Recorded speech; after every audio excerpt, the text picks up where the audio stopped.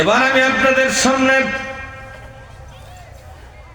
এই দুনিয়ার ইসলামের দুশমন যারা, কোরআনের ব্যাপারে সন্দেহ পোষণকারী যারা, যারা মনে করে পৃথিবীর অন্য ধর্ম যেমন ইসলাম ধর্ম, তেমন আমাদের স্কুল কলেজগুলোতে লেখা আছে ইসলাম ধর্ম শিক্ষা, লেখা আছে কিনা জোরে কোন? হিন্দু একটা ধর্মর নাম, হিন্দু ধর্ম, বৌদ্ধ ধর্ম, খ্রিস্ট ধর্ম, ইহুদি ধর্ম আছে না? এগুলো আছে। ইসলামও ঠিক এমনি একটা ধর্ম। আসলে ইসলাম যে একটা ধর্ম এটার কোনো দলিল কোরআন হাদিসে নাই, বরং আল্লাহ পাক ইসলামকে ধর্ম বলেন নাই। আল্লাহ পাক বলেছেন ইসলাম হলো দুনিয়াবাসীর জন্য জীবন্ত বিধান, জীবন দর্শন, কমপ্লিট কোড অফ লাইফ। এটা পরিপূর্ণ জীবন ব্যবস্থা, এটা একটা সংবিধান, এটা আইনের বিধান, এটা অর্থনীতির বিধান, এটা সমাজনীতির বিধান। এটা ধর্ম নয়। ধর্ম কি জিনিস এখন বোঝেন? ধর্ম হচ্ছে মানুষ সৃষ্টিকর্তা কিছু উপাসনা করবে। কি করবে জোরে কর? সৃষ্টিকর্তার কিছু উপাসনা করবে, কিছু নাম জপবে। কি জপবে জোরে কর? হিন্দু ভাইয়েরা দেখবেন মাঝে মধ্যে হাতের উপর কাপড় দিয়ে ভেতরে একটা তসবি জপে, দেখছেন আপনি? হ্যাঁ, তসবি জপে। কি জপে? তাদের দেবতার নাম জপে, জপে না? আমি প্রায় দেখেছি যে একটা ওই হাতের মধ্যে একটা নিয়ে তসবি না এইভাবে জপতেছে।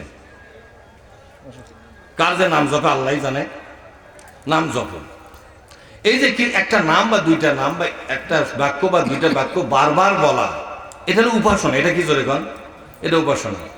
কিন্তু হিন্দু ধর্মের ভিতরে অর্থনীতির বিধান নাই, হিন্দু ধর্মের ভিতরে রাজনীতির বিধান নাই, হিন্দু ধর্মের ভিতরে সমাজনীতির বিধান নাই, হিন্দু ধর্মের ভিতরে আপনার আইন আদালতের কোনো বিধান নাই। চোর ধরলে কি শাস্তি হবে সে বিধান পৃথিবীর অন্য কোনো ধর্মের মধ্যে নাই। সবগুলো ধর্ম রাষ্ট্র ব্যবস্থা ছাড়া, রাষ্ট্র ব্যবস্থা মুক্ত, সমাজ ব্যবস্থা মুক্ত, শিক্ষা ব্যবস্থা মুক্ত। শুধুমাত্র কোরআনুল কারীম আল্লাহ পাক নাযিল করে দিয়ে বলেছিলেন আমি এমন একটা কোরআন তোমাদেরকে দিলাম, ওয়ানাজ্জালনা, বলেন ওয়ানাজ্জালনা আলাইকাল কিতাবা তিবয়ানাল লিকুল্লি শাইইন ওয়া হুদাও ওয়া রাহমাতাও ওয়া বুশরা লিল মুসলিমিন। কোন আল্লাহু আকবার। ওগো নবীজি, আমি আপনাকে একটা কিতাব দিলাম, এই কিতাবের মধ্যে পৃথিবী পরিচালনার জন্য, সংসদ পরিচালনার জন্য, আদালত পরিচালনার জন্য, শিক্ষা ভবন পরিচালনা করার জন্য, ব্যাংক বিমা অর্থ ব্যবস্থা পরিচালনা করার জন্য যা দরকার সবটুকুন বিধান পরিপূর্ণ করে আমি কোরআন নাজিল করেছি। এই বিধানগুলো যারা মানবে তারাই সত্যিকার এই হেদায়েত পাবে। ও হুদাও, তারা পাবে হেদায়েত। ওয়া বুশরা, আর এই কোরআন মানার মধ্যে মুসলমানদের জন্য আছে শুভ সংবাদ আল্লাহর পক্ষ থেকে। কার পক্ষ থেকে জোরে কোন? কি সেই শুভ সংবাদ শুনবেন নাকি? আল্লাহ পাক বলছেন ইন্নাল্লাযীনা আমানু ওয়া আমিলুস সালিহাতি কানাত লাহুম জান্নাতুল ফিরদাউসি নুজুলা খালিদিনা ফিহা লা ইয়াবগুনা আনহা হিওয়ালা।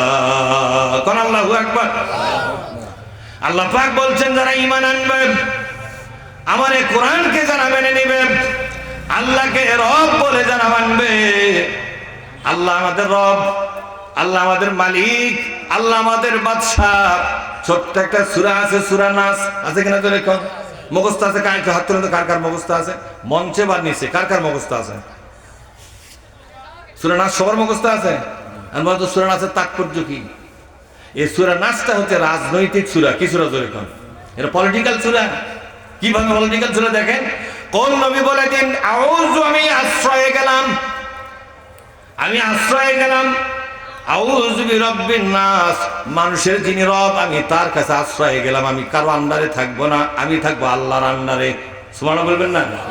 আউযু মানে আমি আল্লাহর আন্ডারে থাকবো, আমি ভারতের আন্ডারে থাকবো না, আমেরিকার আন্ডারে থাকবো না, আমি কোনো মানুষের তৈরি করা মতবাদের আন্ডারে থাকবো না, কোনো রকমের কোনো নীতি আদর্শের আন্ডারে থাকবো না, আমি থাকবো স্বয়ং আল্লাহ পাকের আইনের আন্ডারে। জোরে কোন সুবহানাল্লাহ। আউযু বিরাব্বিন নাস, রব মানে কি এখানে? রব মানে হলো শাসনকর্তা। আল্লাহ পাক যে বিধান দিয়েছে গো, আমি সে নিজেকে সেই বিধানের আন্ডারে নিয়ে গেলাম। দুনিয়ার সবার কাছ থেকে আমি সম্পর্ক ছিন্ন করে দিলাম। একই কথা আমরা যখন এশার নামাজ পড়ি রে ভাইজান, তখন কিন্তু বেতের নামাজে একটা দোয়া পাঠ করা হয় কেন জোরে কোন? এ দোয়ার নাম কি? কুন্নুত না কুনুত? দন্তনে একটা জোড়া দিলে হবে, তাই অন্য অর্থ হয়ে যাবে, তাহলে কুন্নুত হবে। তাহলে দোয়ায়ে কুনুতের মধ্যে আমরা বলি কি বলি? ওয়ানাতরুকু মাইয়াফজুরুকা, বলেন ওয়ানাতরুকু মাইয়াফজুরুকা। ও আল্লাহ, তোমার কোরআন মেনে চলে না যারা, তোমার কোরআনের বিধান যারা মানে না, আজ থেকে তাদের সাথে আমি আমার সম্পর্ক ছিন্ন করে দিলাম। কত বড় বায়াত করতেছে মুসলমানদের। বায়াত প্রত্যেকটা রাতে ঈশার নামাজের পরে, বেদের নামাজের শেষ রাকাতে মুসলমানরা বায়াত করে কার কাছে? বায়াতটা কিভাবে করে দেখেন।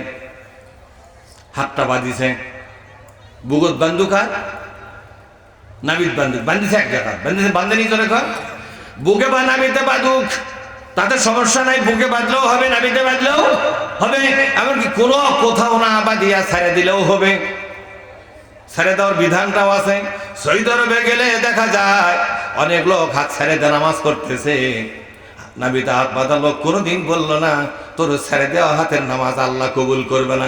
এই ফতোয়াবাজি কিন্তু ওখানে নাই। আর আমাদের দেশে ফতোয়াবাজি বেশি। কোন জায়গাত বান্ধিস? যে নাবিদ তোর নামাজ গেছে, ঠিক না?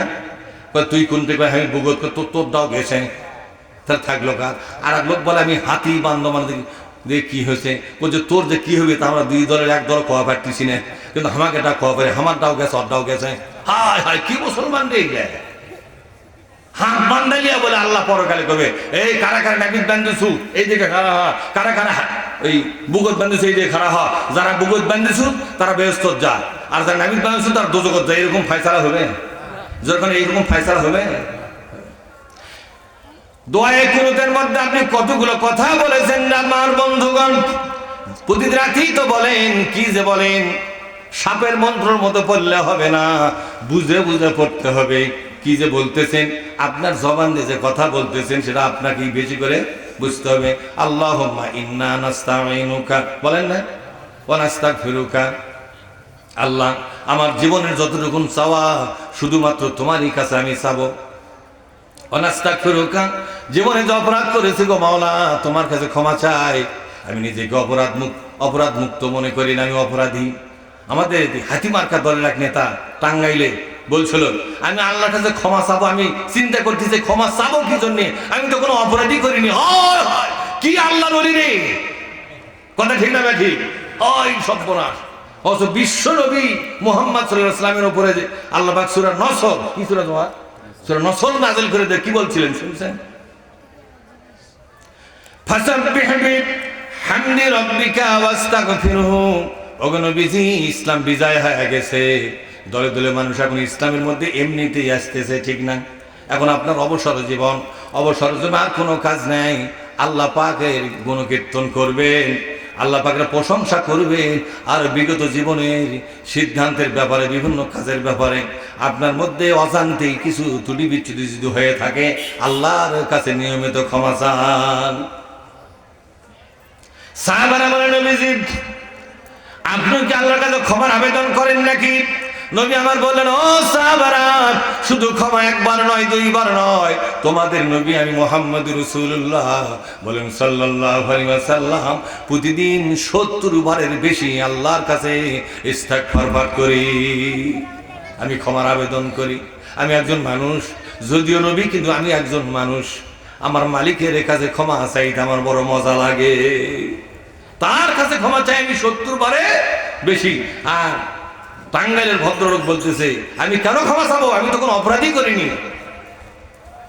বলেন, মানুষ কি অপরাধ মুক্ত না অপরাধ যুক্ত?